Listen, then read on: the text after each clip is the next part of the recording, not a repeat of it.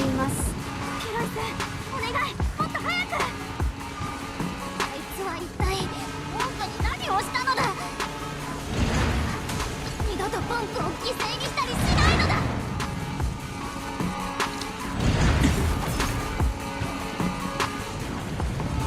レミエール、似たようなエーテリアスを見たことある？